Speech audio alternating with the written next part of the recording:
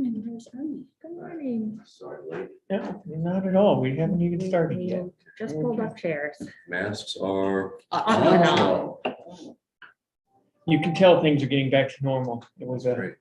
3 lightweight broad turn road to get on the Route I 1. was Yes. I was like, I normally, because I drive my kids to school, but they don't have to be at Wentworth until like 8:30, so I go out a little bit later than and I was like, is this what it's like every day? It used to be like I that. took me 4. Yeah, I know. I was way back It's down really bad when you're on a behind the power motorcycle. station. Yeah.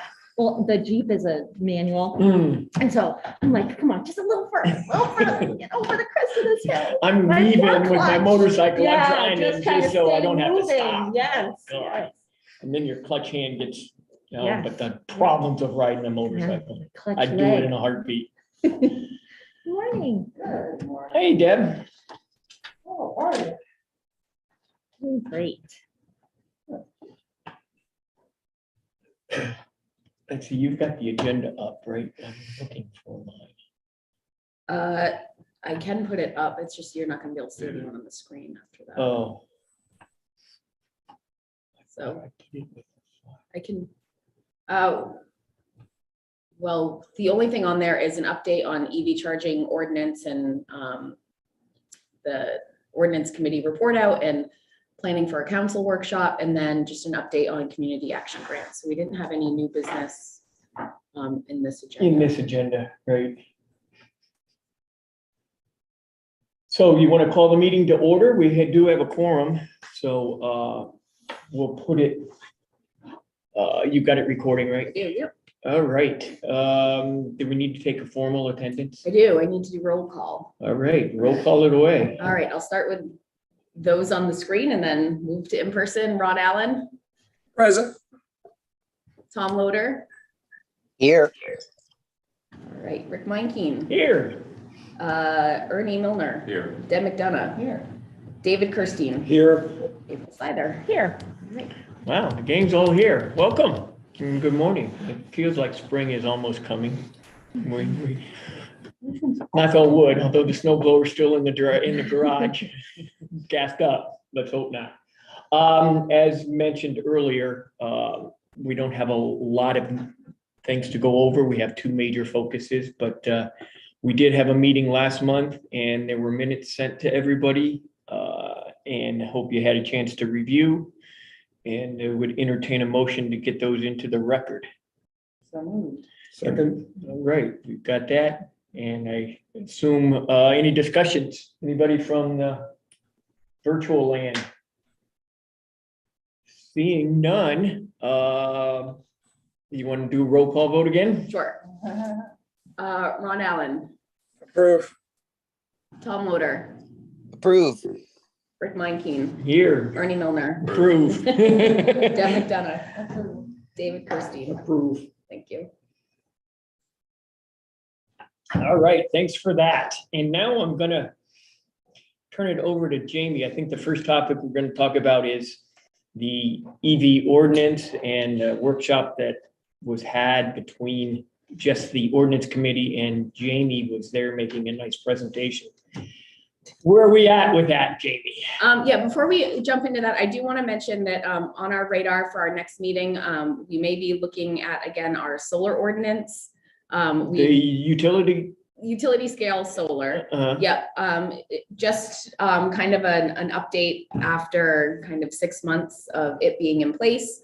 We've had a couple of projects come forward that haven't been able to move forward because of the tree standards or the performance standards in the ordinance that basically says we don't want you cutting down trees to put in solar arrays. So just looking at the wording for that, I think that the council or the ordinance committee took this up at their meeting last week. They're not interested in seeing any major changes to that. But because it does say that trees shall be preserved, it's gonna mitigate, it's gonna keep a few projects that could go because of that. right. And then there's also the issue that a landowner, if they want to put in a solar farm, preemptively, they could cut down the trees on Right. that part of their property. But before it comes before planning board. And then they It would be a moot point. right. So, So are they looking for some sort of parameter, like you can't clear cut X amount of acreage to put this in, or is that the kind of thing they're looking at? I think they're looking for a recommendation from sustainability for how we would like that handled. But again, they still don't want to see the trees cut down to put in a That's solar not their array. call though. Yeah, I mean, It's the homeowner, it's the landowner's Right. call. Right. We can't infringe upon that. Maybe we could add language that says you can't clear cut, anything greater than 1/3 of the total lot size Mhm. or utility Yeah. landscape. But we shouldn't be into that because we're not in that business. If the owner wants to clear cut his land, as long as it's within the parameters, we should not. And this is the only ordinance that specifies that. So in terms of like house lots and any other kind of development, it's only our solar ordinance that says that the trees need to be preserved. And solar arrays, I mean, they offset more carbon dioxide than The the trees do. I mean, obviously, there are other benefits to trees, but just trying to strike a balance between. Yeah, and we can't have two competing, a landowner can clear cut to put in a 16-unit housing complex Mhm. in a completely wooded lot, and they can do that. Yeah. But somebody that wants to put in something of value on their land, they can't. And that to me sounds like we shouldn't be in the business of saying yes or no to that. Right. So, Well, I've spoken before that I would originally been a proponent of a tree ordinance. But your arguments are sound, and I backed off on that, and I don't see how a tree ordinance would effectively work. Mhm. But I still think as a committee, something to ponder a little bit. Worst case, what if all the trees in Scarborough were cut down? Some private land, trees became very valuable as a resource, lumber, whatever, and everybody started cutting down their trees. It would destroy the look and feel of the community, and it would also hurt the environment. I mean, is there something that we could do to say, track the number of trees, and then the community would then offset by planting new trees if there was a large scale, clear cut of a property, that somehow if we don't track it, if we don't keep an eye on it, I think it could get out of hand.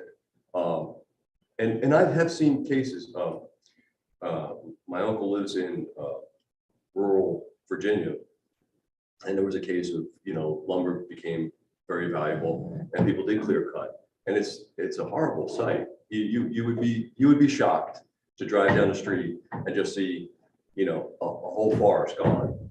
It's crazy. And, I don't know that we should just automatically assume that, there's no need for some kind of protection for the trees. I think that there may be some kind of balance and maybe a reporting of it, a documentation, a tracking of it, saying, net no tree loss in Scarborough. We've reached the limit. We want to keep it tracked. And so anyway, I'm saying, possibly can we report on it for somebody before they cut it down? Dave? I think there's a big gray area. As you said, it's the only ordinance that mentions tree cutting. So why would you do that? There'd be so much discussion between cutting down some trees in a large area of land versus clear cutting. I really think people would push back against recording and counting the trees, and then what are you going to do with the information? I don't know, but Well, then, it's if you don't know, but it I sets the didn't finish. placeholder. I didn't finish. Okay, well, If you asked you me a don't question. know what you're going to do with the results, you can't count the trees. It's just foolish. And I get out on the far side of this, but you have to have a reason for what you're doing. And if it's not, pardon me, in any other ordinances, why would we put it in this one? Well, it's a starting point, and I'm sorry you feel it's foolish, but I feel that the trees are a resource that is worthy of our protection. And I think there's something that we should do. And I don't think that there's, saying we're not going to do anything is not the right posture. Deb? Perhaps it needs to be separated from the solar ordinance, though, that if the solar ordinance doesn't fit with the others, that it may make sense to do some analysis of what the tree cover is a separate project, and make plans moving forward. I don't know if that would be us or conservation or us with conservation. Well, I wonder what the big impact would be. We know that you have to have a certain size, and we know in Scarborough that there's only a certain number of places that a utility grade solar could go. Mm-hmm. So maybe we could just do a quick inventory of those areas and figure out if they're densely or, what is the potential? And then take those and look at it from a maximum of 5 megawatts. What size would that be? So how much cutting would have to be done on these lots that are eligible to get this type of system, and see what the impact would be? Because we're just guessing that you're going to have to cut down a lot of trees. We don't know for a fact that we're going to have to clear cut or even cut.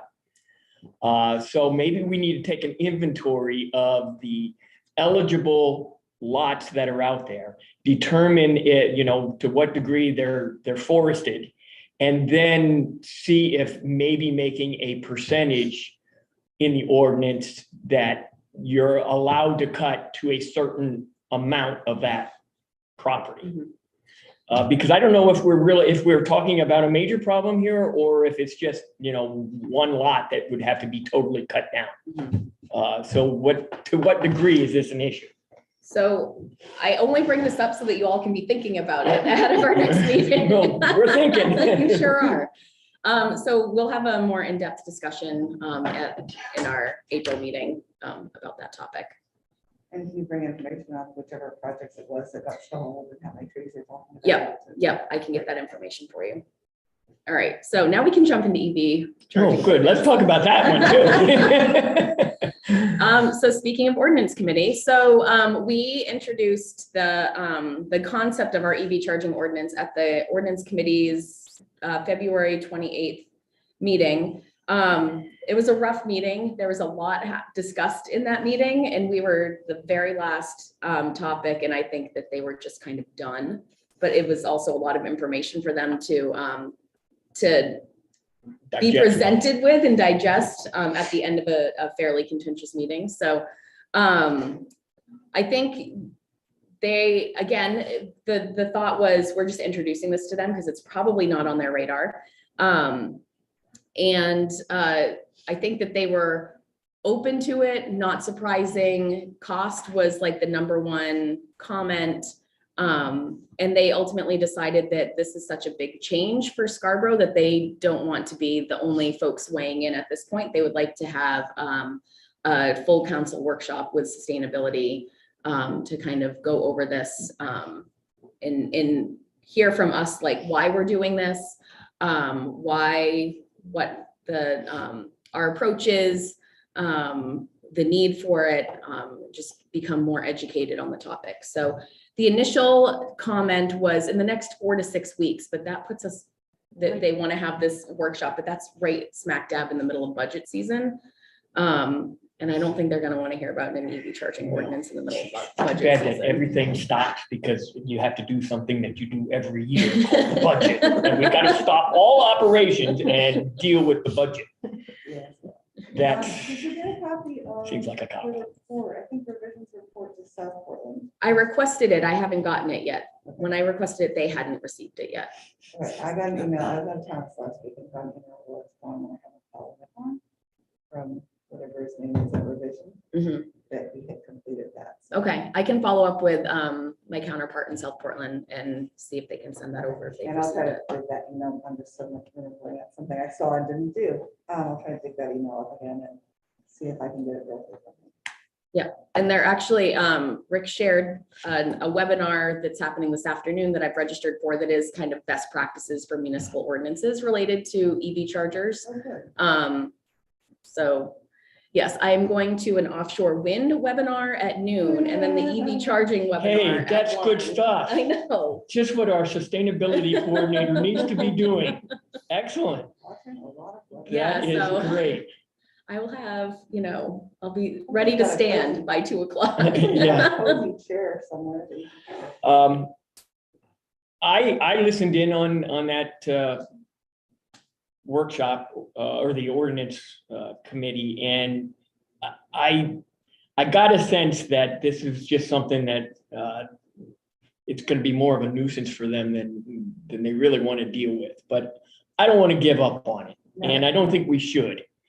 I think what we need to do is educate them on the impacts of not doing this. To show them that there's an economic or financial disadvantage, or should I say, I'm trying to think of the right word, but if by not doing this, we're actually making things worse. And the point I want to make is that we went through this lengthy town comprehensive plan. We have worked on our energy plan. We have a state plan and a state goal. And now we just want to sit on these and say, well, we did our job. We made these things in print and we all feel good about it, but we don't want to put anything into practice. To me, that's what I got out of it.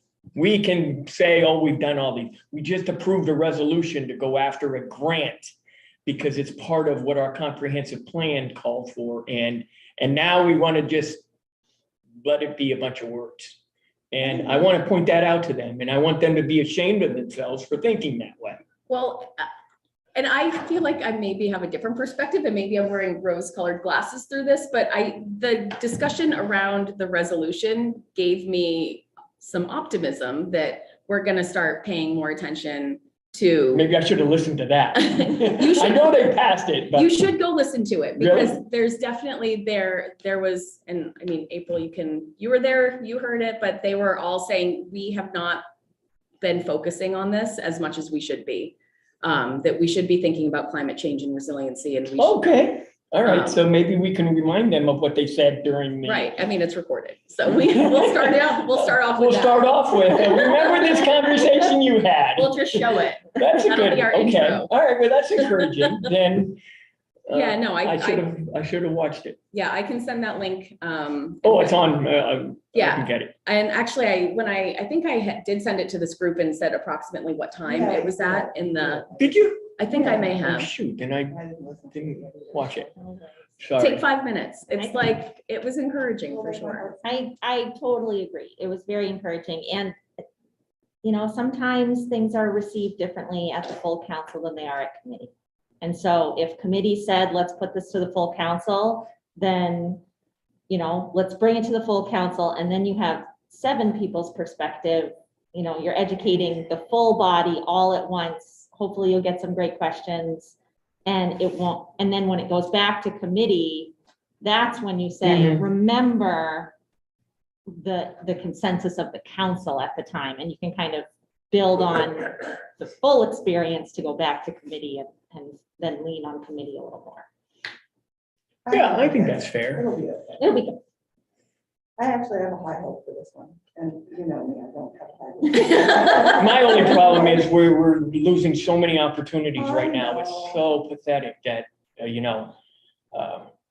we'll at the plan, we'll try to stall as much as we can, but there's just so much we can stall. Or at least say, like, this is coming down the pike. So, be a good corporate citizen in Scarborough and That's what I'm trying to do right now. I mean, Costco actually put some on the print the second time around during their sketch plan, but they also put them at the farthest location to the front door.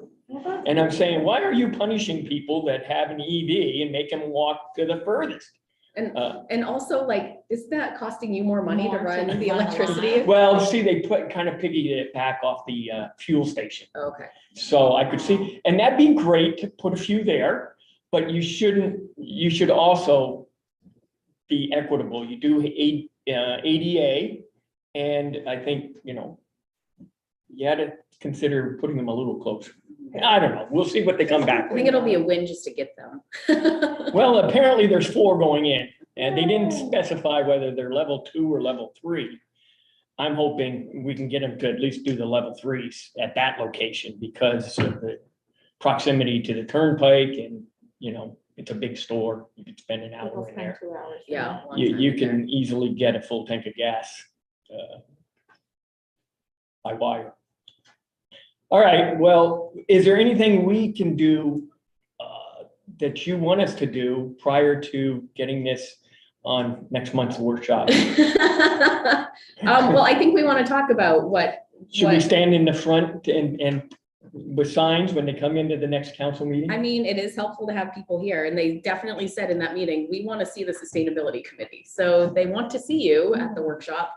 And they want to hear from you at the workshop. I think we do want to talk about a target date for that. I know that their calendar is already super full with workshops. And again, What's realistic?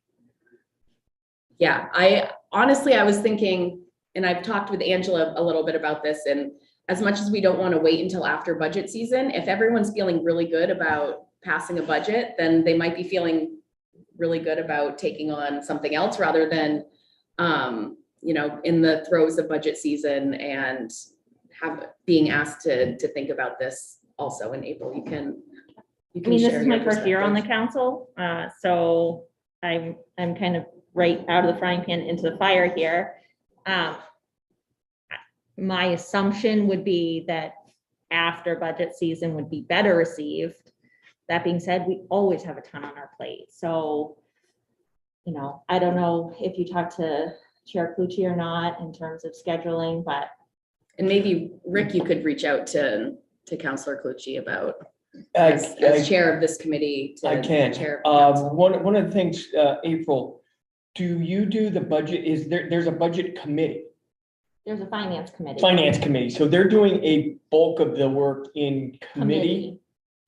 And so as long as they're doing the bulk of the work in committee right now, now's the time to slip in, because it doesn't come to the full council until after the committee gets Well, a whack so at it. it depends on how you look at it, because we have a ton of engagement around it as counselors, even when you're not on the finance committee. Like, a lot of times full council will either attend or, at least be watching the The finance finance committee? committee meetings. Like, it kind of is all consuming, I think. Well, maybe I'll and- just impress upon him that we shouldn't shut down government business of the people just because we have to do a budget.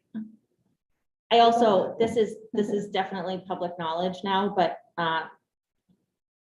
Paul Johnson resigned from the council yesterday morning. And so as of today, we're down to 6 members, and I'm the new finance chair. Well, congratulations. Is that the word? Careful what you wish for, huh? Oh, I didn't wish. Well, congratulations, and now it's nice to have you on this committee, and you're also the chair of the finance. So as chair of finance, who's brand new to the council, my head is swimming a little bit in terms of what is my next 5 weeks are gonna look like. And so I might not be the best person to ask whether there's bandwidth for. Yeah, but this your at a chair is, workshop, because the I'm in chair a of the different council position. used to be the chair of the finance, That's insane. and he's sharp. Oh, I thought you meant like, at some point, the chair of finance was also the chair of the council. I didn't. Oh, well, I can go there too Specifically. eventually, but Yes, John Cloutier is amazing. Like, he's yes, very. great around the budget, and I was involved in last round on the budget, and I just feel like maybe we could get 45 minutes of their time at a pre-meeting before they get into the budget, and at least give them the information, because apparently it sounds like they know nothing about it and they're starving for information. So it doesn't necessarily mean we're going to talk so much about the ordinance as we talk about this whole idea of an EV infrastructure in the town of Scarborough, and what does that look like? It's definitely worth a conversation with John. Okay, And I believe that John is going to be filling Paul's spot on ordinance too. And so Okay. that well, changes that committee too. yeah, it does. It does. Wow, that's a shocker. He took a job, so Oh, congratulations. so he's moving No, he took Oh. a job that would be In conflict. in conflict. Deb? So I think you just get whatever you can get as soon as you can get it. Yep. And we should be prepared for that. I like that. I think that's, We're essentially ready, and it doesn't sound like it's gonna be tomorrow, and that will give us time to prepare. So then we only are going to prepare in the week and a half ahead of it, whenever it is, because that's who we are. That's what we do. So tell us what it is, But we have and we'll Jane. prepare a week and a half ahead of it. We have a lot of the information Oh, prepared. yeah. Yeah. This is- I think what we need to do is talk about, life cycle costs and that, because I heard it's gonna raise prices of a homeowner's property to purchase. They don't want any part of that, Mhm. but it's not that at all. And I think that's the education they need. So Rick, you will reach out to I will reach out Chair to Cucci? Chairman Cucci and see if we can't persuade him to take us on for 45 minutes or so, earlier rather than later.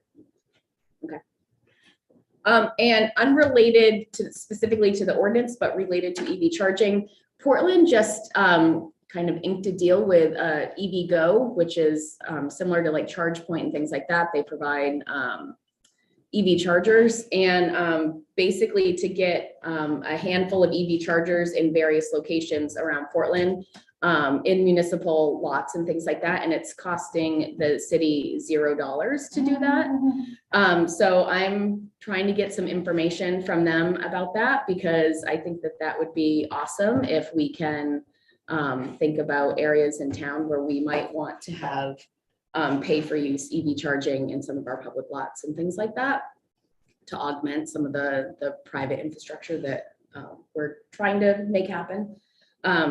So I do need to follow up with them. I did reach out to ask for information, but haven't heard back, so I need to follow up.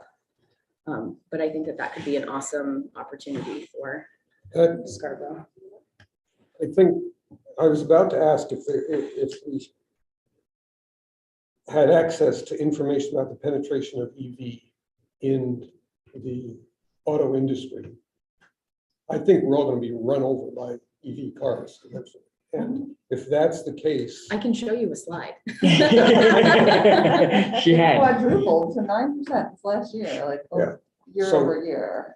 so And now gas prices are high, so. are Yeah. people going to not buy a home if it's not equipped? Well, the whole, it's a cost benefit analysis that each person's going to have to make, but if they don't have the option when they're buying their home, then I just think the situation's changing too much. If people don't think ahead far enough and make the investment, they're going to miss out on something. Well, we were kind of told by the Downs folks, and I'm just mentioning the Downs, that they were going to build the single family homes, and, they were going to use the idea that they wanted to have, green features, if you will.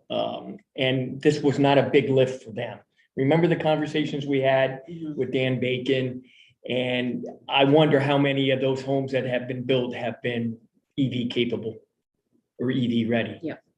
It would just be, do they even put it on their marketing materials? I haven't seen anything on their website that says our homes are EV ready or anything like that. So again, and I don't blame them. They're going to do what they have to do, and that's it. And is that good enough for the times that we're in today? I mean, high gas prices are just a wonderful catalyst for this conversation. Yeah. But there's also a very big conversation going on with the tax on the gas in Maine, and that the contributions to the gas tax by EVs is hurting, and our roads are going to crumble. little scare tactics in They've been there. talking about that for a while and And they've got to come up with a a solution for that. They most definitely do. Go ahead, Deb. I'm totally happy to pay my share. Like, Yeah. I'm not trying to get out. from Right, not right. paying that part. So just take an average 10,000 miles and figure it all out on what Or it you would report cost. your mileage every year when you register your vehicle. If you're registering an EV, they could tie it into that. They might have to They update could- their system a little Could do bit, that when but- you pay your excise tax and then it goes to the, yeah, there's all kind of, and I think you'll find, because this was the short session, you couldn't introduce a lot of new bills. But I believe after this election and January, when the session and when the legislature reconvenes, the 132nd, I think, there probably will be some sort of EV law put in. Go ahead, Deb. I think it's probably worth reaching out to Dan Bacon and just asking him what their experience has been over there. Does he respond? You made that face. I mean, we've requested some information multiple times in the past about kind of EV readiness and solar readiness and things like that of their houses. And I haven't gotten good response back, but I'm happy to. So, They were gonna give us prices on laying yeah, conduit, that's stuff true. like that. We didn't get Yeah, any of so- that. And we'll need that, I think, before we get to the town. Yeah, Well, we I don't think, need that, I but think all we have to we'll- do is call, Laundry French and a couple of these, like Kevin, he used to be president of Sedco. Freeman, Mhm. he works for a construction company that does pricing. We can just get some information from him. I'm sure he'll share that. But it was kind of interesting. We reached out to the stakeholders at the meeting. We saw them nod. Yeah, we can get you that information. And nothing. Well, I mean, I can follow up with them too. But they also want us to study what they're doing overseas for seven years before we make a determination. So have you been trying to follow up with Dan or somebody else? I haven't followed up with them after the stakeholder meeting. I will. It was And just my prior sense to is that that. it's probably, like, Dan is the most emotionally engaged in the question Mhm. and the most likely to pick that back up again.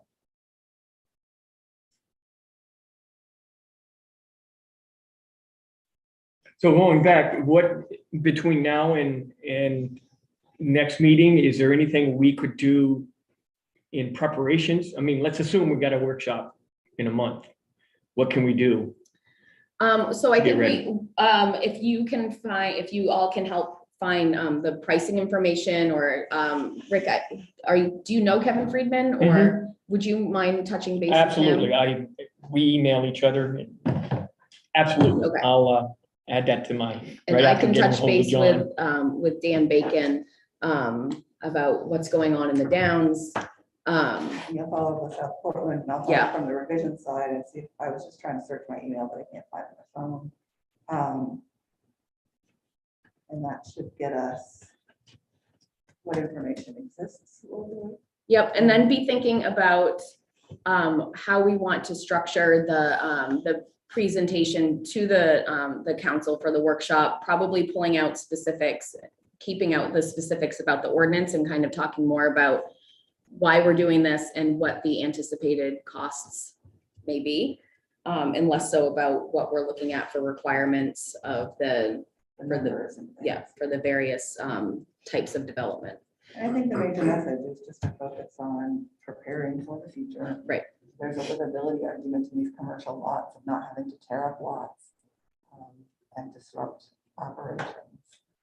Is there any information at the state level that's available, like the energy office or do they know anything about implementation I costs? think they would refer us. to- Yeah, they'd go right to us.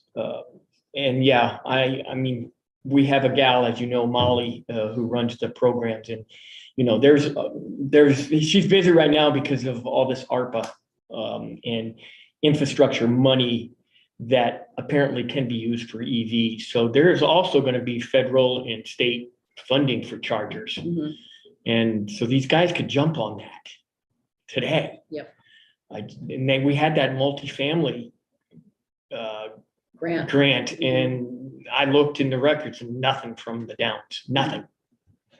And yet they're putting up and they want to put up more. Yep. And just as a point of interest too, I got an email yesterday, the library is doing a Sustainable Scarborough series, and they are gonna be doing an EV charging workshop coming up. I don't have the date specifically, but they are. Yeah, Nancy mentioned that when we were standing out in the Yeah. freezing cold. Yeah, and I connected Lucy, the woman at the library that coordinates that, with Molly. Oh, good, So good. efficiency manual. Yeah, she'll be happy to come speak at it. Yeah. In fact, she's going to speak at the Marita conference in May, so that's going to be pretty big. We're going to be there. Deb, you had. No, I think just, I mean, yeah. Okay. And I will keep trying to get All right. information out of Portland, or even reach out to EVgo and others. I assume that they put out an RFP to decide which charging company they wanted to work with, whichever one gave them the best deal. Right. And So- you know, a lot of these are turnkey. So Yeah. if you're worried about recouping your money on the electric charge, that's all, that's all part of the RFP. You can get it so that they, Well, they're fee for use, so really, like, you should be offsetting. Yes, absolutely. So. It's not complicated. But it would be great if we could show that the town is also doing stuff while we're asking our Mhm. private landowners to do stuff as well. The other thing I did hear about from that workshop was the impact fees. They're not in favor of impact They fees. don't want impact fees. Yep. So, Why? They feel like we collect them and don't do anything with them. We can solve that problem. we've asked to be, we've asked to solve I that have problem. been begging for some sort of a sinking fund, so when these opportunities come up, they're a short time frame. Yeah. That this committee Can act on has them, yeah. like a food list of like concepts. They were supposed to set the percentage in our comprehensive plan that they approved, so they're not even going according to the plan. So that's the pushback. It wasn't a pushback, it was just a comment that they basically feel Yeah. like if we want people to do this, then we make them do it and we don't give them an out with an impact fee. Which I Or like an that, in-lieu fee. but I also, I'm Yeah, I trying was gonna to, say, difference between impact Impact, fee it's and an in in lieu. lieu fee. Yeah, they didn't want to talk about in lieu fees. So they didn't want to give people And out. an out, yeah. So Okay. different than impact. fees, Yeah. but- yeah, I guess that's true. Yep. So we need to kind of massage that a little bit to get them. Because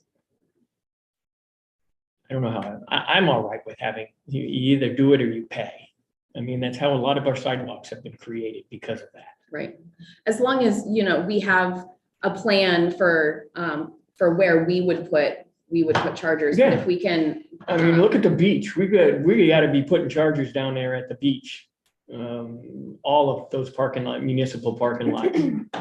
But if we can go a different avenue and work with a provider that is going to cost us no money to. Right.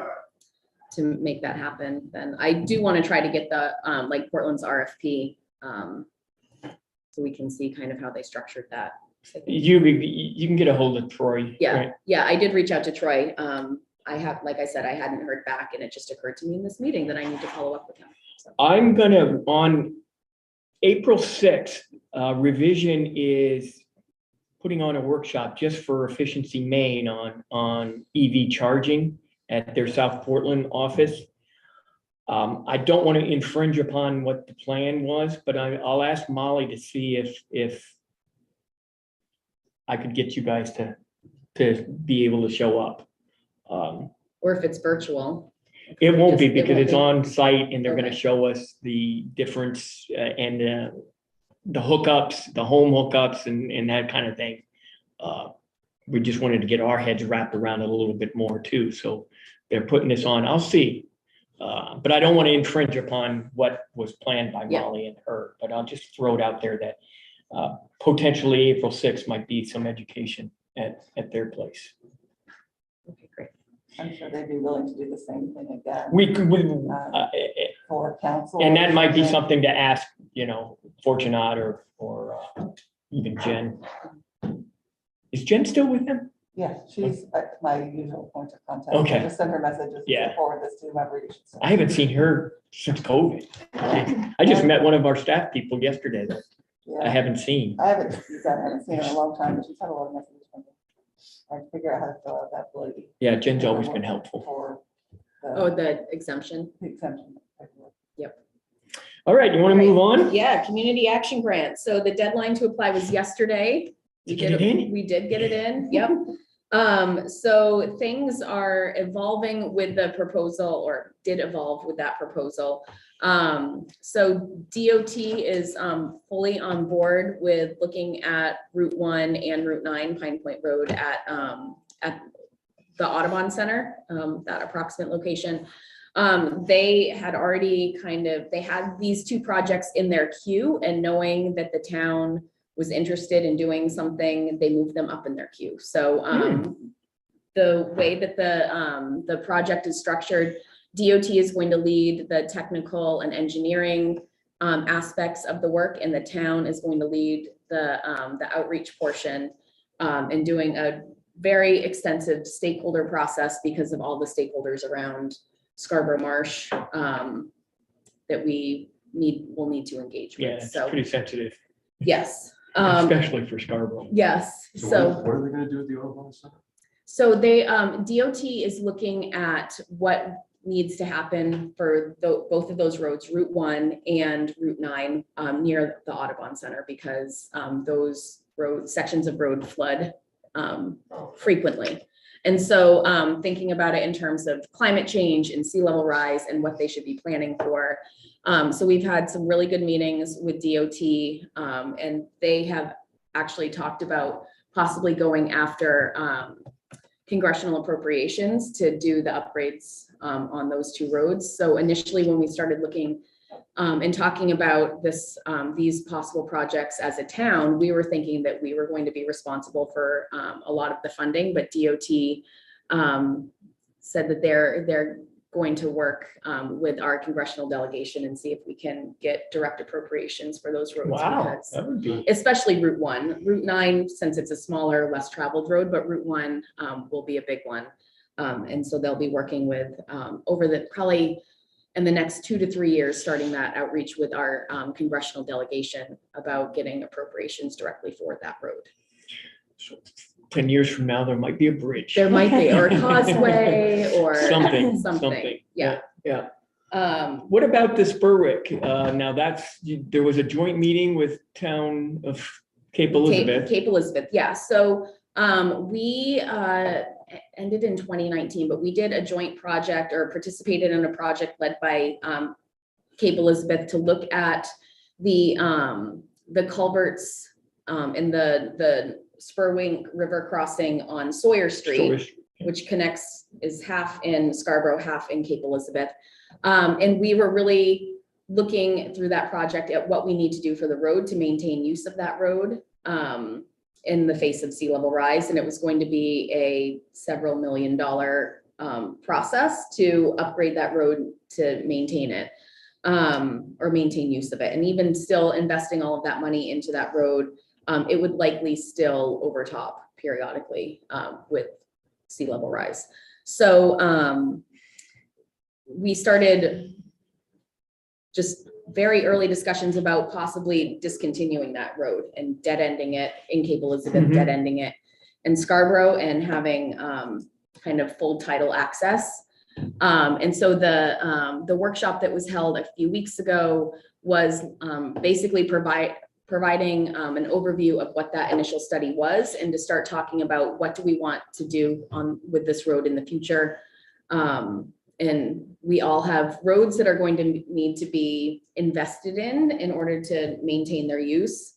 And is this a high priority road? Probably not, since there are like 10 houses that access it, and there are other ways around. So talking about what other studies are going to be needed in order to make an ultimate decision.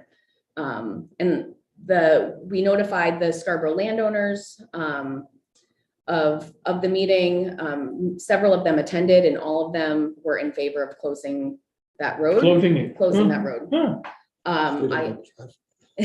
Yeah, well. Oh, yeah. I mean, it's probably what they really want, regardless of right. climate change. Yeah, no one spoke out in favor of maintaining that road. Everyone was some discussion about needing to fix the intersection of Sawyer Street and Route 77. Okay. And the town is working with an engineering firm and has preliminary designs for that stretch of Spurwink Road, Route 77. And there will be a public meeting coming up this spring to kind of present those preliminary plans and get feedback to finalize them. And they've put money in this year's budget to start doing some of the improvements. So if it stays in there, there will be upgrades happening either late 2022, early 2023 on that section of Spurwink Road. And one of the major issue or things that will be addressed is the intersection of Sawyer Street and 77. There's a massive blind spot there, and it's a huge safety issue. But there are a bunch of they're also talking about raising the road. I think a foot and a half to accommodate sea level rise projections and things like that. So, and then I have a meeting next week with Cape Elizabeth to talk about next steps for Sawyer Street. And they're going to be looking at. Are they doing anything with the grant opportunity? I don't know. I assume that they applied for a community action grant. I don't know what they would have applied for. I know that the grant funding that was initially got for Sawyer Street was through the Maine Coastal Program. And I think that they'll be looking for a similar, getting similar funding for the next phases of this, of that. And this is will be an interesting case study because this is really looking at retreat due to sea level rise, and most communities are hesitant to start those conversations. This one's a little bit easier since it's not necessarily directly impacting private property. It's town-owned road that we're talking about. I mean, there are indirect impacts, but the landowners seem to be on board. So it's interesting because a lot of communities are kind of dancing around the topic of retreat, but we may be walking right into it. Don't forget, easy retreat first.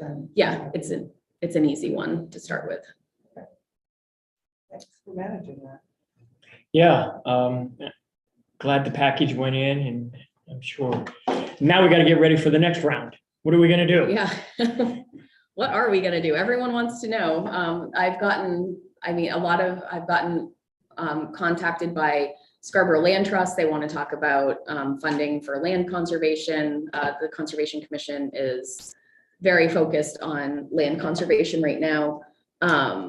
We are starting conversations in the planning department of a climate action plan and resiliency plan for the town. And sorry. and thinking that the comments that we've heard from council, maybe that would be supported in our budget proposal for fiscal year 2024. So thinking about what we would need in order to move forward with a climate action and adaptation plan. And Conservation Commission is talking a lot about resiliency and a tiered approach to development and thinking about different standards based on different development standards based on proximity to the marsh coastal and yeah. Well, that's smart. Yeah. Performance standards probably need to be reviewed. I mean, the whole catalyst of doing the comprehensive plan was to go back and look at what we have for ordinances and things. And that's the other point. The comprehensive plan is driving some of this, and that's what we want, right? Right. It's just finding an approach that's going to not totally overwhelm people because I know we get tunnel vision. I get that, but let's not kill our enthusiasm. Yeah, but it's finding kind of the manageable bites to pursue. Right. So, so let us know on the second round what, if maybe we should get together with the conservation and transportation and us and maybe workshop it a little bit. What are the ideas and what makes sense to go after the second round of funding? Because my guess is that first round isn't going to have a whole lot because there was the time frame. Yeah, it was tight. There's fortunately South Portland, Portland, they all, Falmouth, they all have sustainability departments and are a lot ahead than some of these smaller rural places. And so I'm thinking we could get into round two too, Mhm. and have a competitive Yeah, opportunity. and just thinking about what we heard from the community meeting back in February and what some of the feedback was there and. I think that was powerful. When the council looked at that resolution, it Yeah. said, wow, that many people showed up and, Yeah. it was recorded and good questions being asked. Yeah, the council, I think, was very surprised that we had 30 people. And you pulled that participate. together pretty quickly. Sure did. Super. Yeah.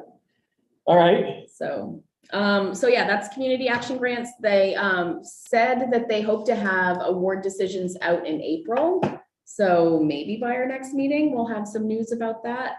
We'll see. In the meantime, the town, we are working or scheduling regular meetings with DOT just to, we're gonna collaborate either way. Yeah, It just yeah. collaborate how we go about it. It just may look a little different if we don't get the grant funding. So we'll see how that happens. And so we'll be planning a number of community meetings and smaller meetings, stakeholder meetings as part of the Route 1 project. And then there's a whole lot of other stuff happening around Scarborough Marsh that I'm happy to share, but it's a lot. So there's lots of studying around Scarborough Marsh happening and plans to study Scarborough Marsh with all the infrastructure money and. Well, it's huge. It's everything. huge. So- And we got a chance to do it right. Yep. That would be really good to get Route 1 off that corner. Yes, it would. Oh, God, yeah. Yeah. Yep. All right, so I kind of gave you the Conservation Commission update. Rick, do you have a planning board update that? I heard it's gonna start getting busy again. Nothing really jumps out. Of course, there's two big areas. Is that one big lot where Costco wants to go, and then the other one is, well, two other ones. There's a big apartment complex off the Payne Road, the corner there right across the street from that little coffee shop. It's the intersection of Muzzy Road. Muzzy Road and Gorham Road. Gorham Road. Yeah, that's it. There's Really? 120 units. Of course, that will be over a series of years because of the GMO. They can only get so many housing units. The other one, as you know, Aroma, if you've been out there, Aroma Joe's is about ready to open up. So it would be interesting to see what the traffic goes along with that. But the big issue right now with the Costco is, will there be overflow of queuing for the gas stations, for the gas pumps that would bleed into the Payne Road? Because that would be the entrance into that. And that's a big concern about the queuing. As you know, you can go down Route 1 by the Dunkin' Donuts, and a lot of times, during rush hour, there's a queuing issue. Back then, the planning board was told, well, we'll have an employee out there and we'll put a sign that says, if your car is here, you need to come inside to keep that from piling up. But that never happens. That as you doesn't can seem see. very sustainable. And so that's another point that maybe needs to be refined at the next round with the planning board is, we can't rely on employees to be queuing. Especially when there's a worker shortage to begin with. Exactly. So we have to make sure the infrastructure can support the demand. Now, that being said, demand for cheap gas is kind of at an all-time high right now. People will drive 20 miles to go save 10 cents on their gas. Never mind doing the economics of that, but they'll do that because they feel It's the better in the wallet. psychology, yeah. So you can't take the times that we're in right now and say that's going to be what the queuing would be, the level of traffic at a discount gas, even if it's discounted to any extent. So that's going to be something to watch out for. Of course, we haven't seen anything on the downtown district yet, no master plan or anything like that. And I know they're trying to negotiate a waiver on the GMO, so we'll see what comes out of that. But more housing and no business to, what's the balance here? That's the sticky point I'm sure that the council is wrestling with. I think that's about it from the planning board side. April, town council. I can't think of anything that we haven't already hit on. Our big news was that Paul has moved on. And so obviously that's going to impact the council in kind of a ripple effect in terms of who's able to fill what committees and. And you probably won't have a special election. Because We of will November. have a special election, actually. The Oh, really? timing- Before November? Yep, the timing requires us to have one. So if you know anyone who's interested for running for council, it is going to be a short window for taking out papers and returning those, And but it'll be the June there will be budget a election. will be- June, yep, it will be a special election on the same day as the budget referendum. So that's Hmm. obviously big news coming out of council. And then, you know, we touched on all the different places that sustainability and council are, you know, needing to connect. So, We'd love to connect. yeah, I know you would. I know you would. All right. And I do just want to note that we have an attendee in the audience. So Richard Harvey, if you are interested in making any kind of public comment or commenting on anything, you want to just hit your raise hand button and we can give you permission to speak to the committee.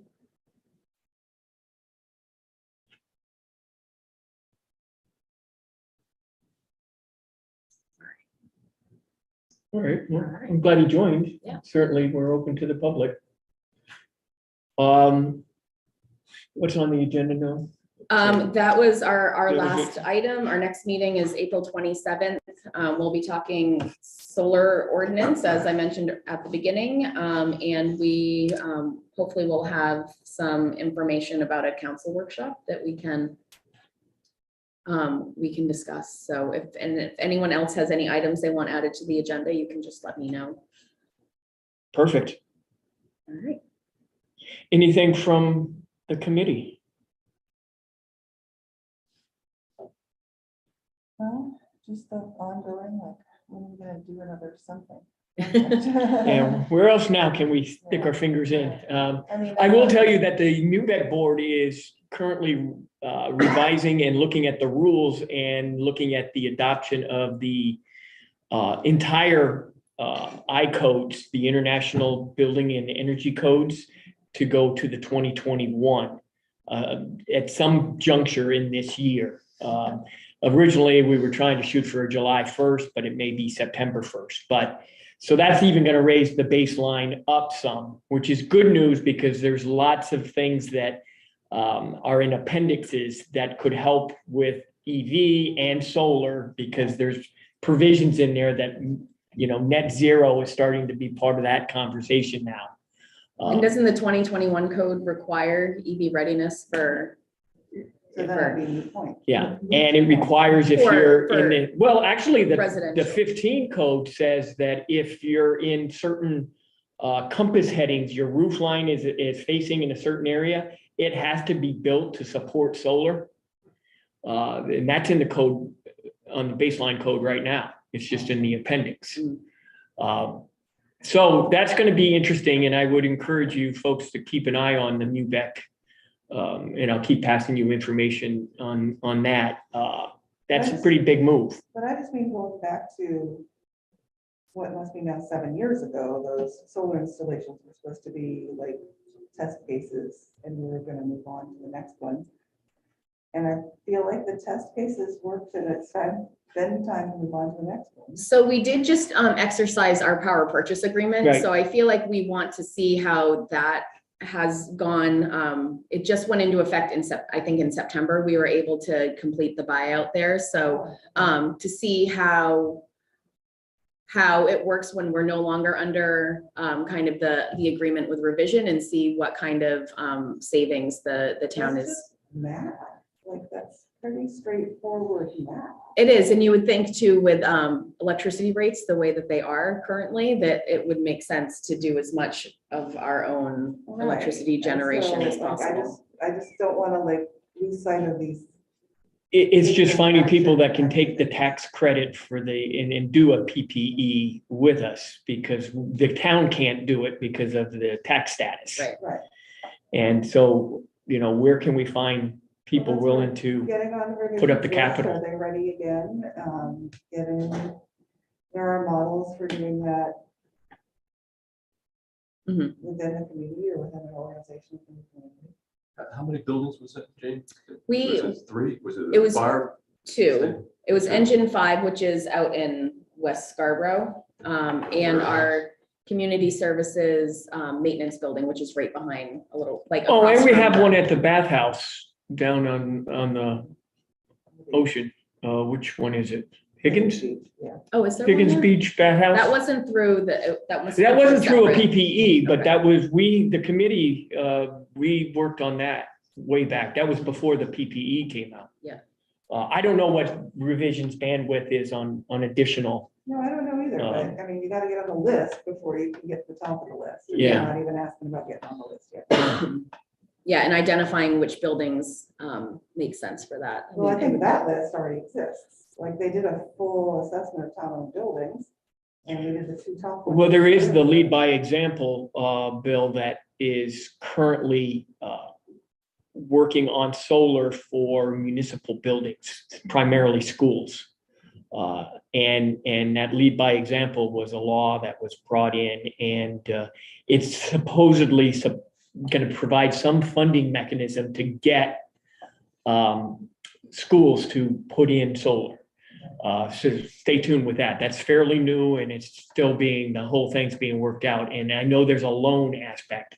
And so if it's involving schools, I'm guessing the rules will allow for municipalities to somehow be able to finance it. Well, and I will share too that Scarborough Public Schools entered into a credit agreement with one of our solar developers. Oh, here in yeah, Scarborough. one of the big farms that Yep. we approved already. Yep. Yeah. So they will be, So that'll be cheap electricity for that bill, fortunately. Yep. All right. Anybody from virtual land? We good? I'm good. Sounds good on everything to me. I'm glad we're having all the discussions about everything. all right. Thank you all. Well, motion to adjourn then. So